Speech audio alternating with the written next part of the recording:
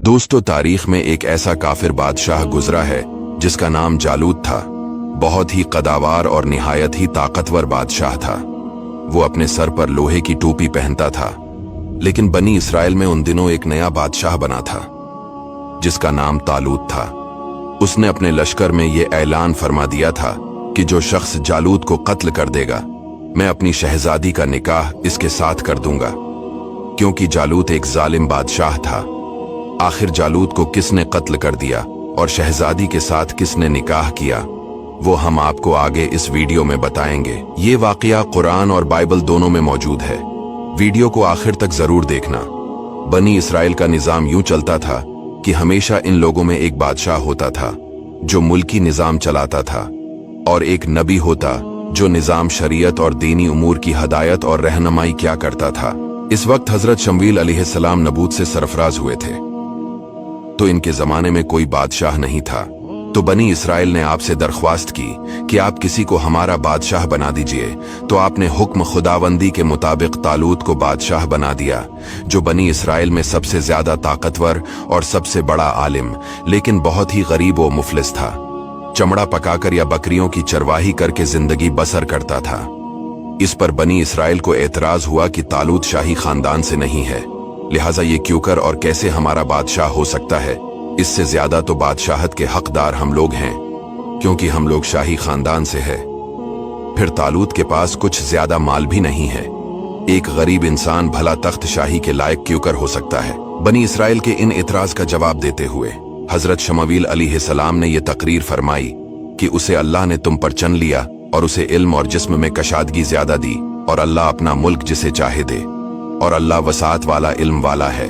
जब तालूत बनी इसराइल के बादशाह बन गए तो आपने बनी इसराइल को जहाद के लिए तैयार किया, और एक काफिर बादशाह जालूत से जंग करने के लिए अपनी फौज को लेकर मैदान जंग में निकले।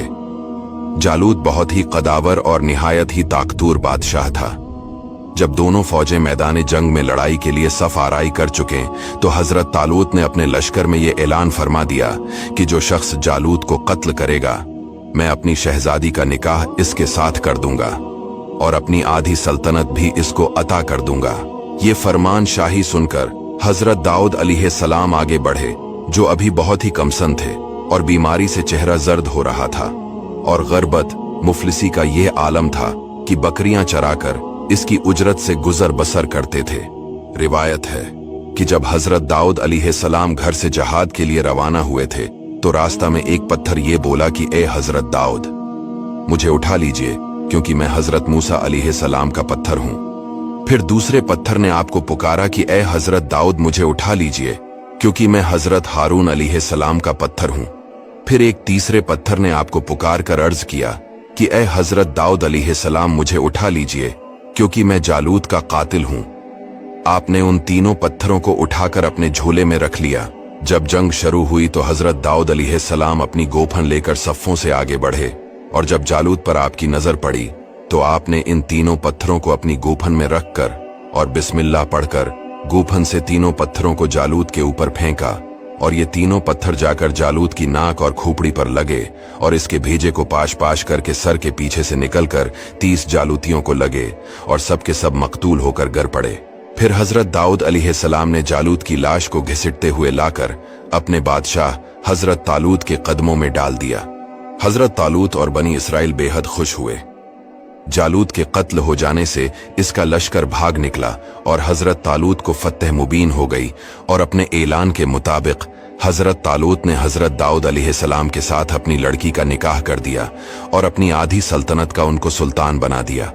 फिर पूरे 40 बरस के बाद जब हजरत तालूत बादशाह का इंतकाल हो गया तो हजरत दाऊद अलैहिस्सलाम पूरी सल्तनत के बादशाह बन गए, और जब हजरत शमूएल अलैहिस्सलाम की वफात हो गई तो अल्लाह ताला ने हजरत दाऊद अलैहिस्सलाम को सल्तनत के साथ नबूत से भी सरफराज फरमा दिया। आपसे पहले सल्तनत और नबूत दोनों एजाज एक साथ किसी को भी नहीं मिला था।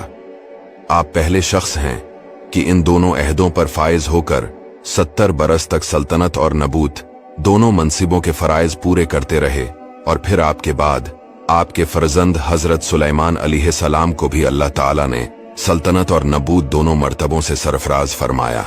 इस वाक़िया का इजमाली बयान कुरान मजीद की सूरा बकरा में इस तरह है।